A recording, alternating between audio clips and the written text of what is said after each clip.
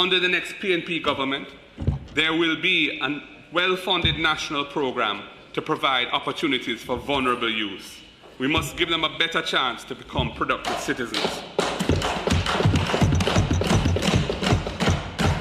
The needs of our economy are rapidly changing. We're in the era now of robotics and artificial intelligence, with new buzzwords like Web3 and decentralized finance, non-fungible tokens and the metaverse. And technology will continue to disrupt and supersede existing industries. Billions of dollars of capital around the world are being poured into the development of commercial opportunities leveraging these emerging technologies.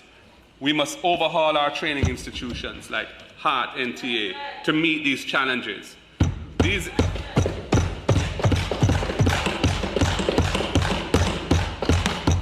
institutions have really gone off the rails and need to become more accountable for their performance. Jamaica must have a training capacity that delivers a modern and productive workforce, capable of driving national competitiveness and attracting high levels of investment in value-added goods and services. The truth is, Madam Speaker, the society and the system in Jamaica have failed hundreds of thousands of vulnerable youths. We cannot continue to ignore them and expect the security forces to suppress the resulting chaos and violence. As Jimmy Cliff sang, we must treat the youths right or you'll be playing with dynamite. Too many of our youth leave school and end up on the corner with nothing constructive to do. Too many soon yield to the temptation of seeking a way out through badness and the gun. That is the dynamite of which Jimmy Cliff sang. I've said it before and I say it again. We need to fill the gaps left by teenage pregnancy, inadequate parenting skills, the culture of violence, poor anger management, and the reality of persistent poverty.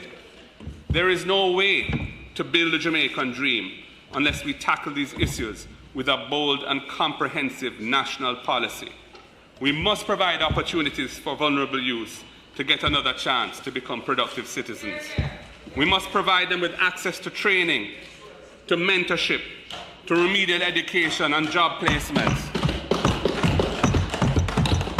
We must reinforce their life skills, build their self-esteem, give them a sense of citizenship and belonging in this society. The efforts that we have made over the years just have not gone far enough. Jamaica must engage and reset the lives of so-called unattached youths. Lead them away.